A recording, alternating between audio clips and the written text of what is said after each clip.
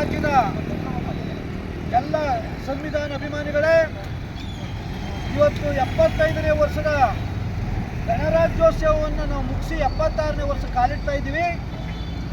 ಆದರೆ ಪಟ್ಟಭದ್ರ ಹಿತಾಸಕ್ತಿಗಳು, ಆಳುವ ಸರ್ಕಾರಗಳು ಬಾಬಾ ಸಾಹೇಬ್ ಅಂಬೇಡ್ಕರ್ ಅವರು ಏನು ಸಂವಿಧಾನದಲ್ಲಿ ರಚನೆ ಮಾಡಿದ್ದಾರೋ ಅನುಚ್ಛೇದಗಳನ್ನ, ಅದರ 75 ಭಾಗ ಯಾವುದೇ ರೀತಿಯಾದ ಜಾರಿಗೆ ತರಲಿಕ್ಕೆ ಆಳ್ವಿಕೆ ಮಾಡಿರ್ತಕ್ಕಂಥ 70 ವರ್ಷ ಆಳ್ವಿಕೆ ಮಾಡಿರ್ತಕ್ಕಂಥ ಸರ್ಕಾರಗಳು ವಿಫಲವಾಗಿವೆ.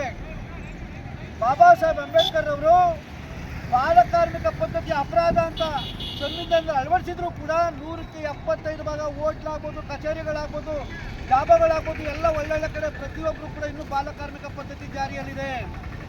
ಅಸ್ಪೃಶ್ಯತೆ ಆಚರಣೆ ನಿಷೇಧ ಅಂತ ಜಾರಿ ಮಾಡಿದರೂ ಕೂಡ ಇವತ್ತು ಐಕ್ಯತೆ ಜಾತೀಯತೆ ಅಂತಕ್ಕಂಥದ್ದು ಎಲ್ಲ ಹಳ್ಳಿಗಾಡಿನಲ್ಲೂ ರಾಜಕೀಯ ಪಕ್ಷಗಳಲ್ಲೂ ಇವತ್ತು ಕೂಡ 75 ಭಾಗ ಜಾರಿಯಲ್ಲಿದೆ. ಅದೇ ರೀತಿ ಹೆಣ್ಮಕ್ಳ ಮೇಲೆ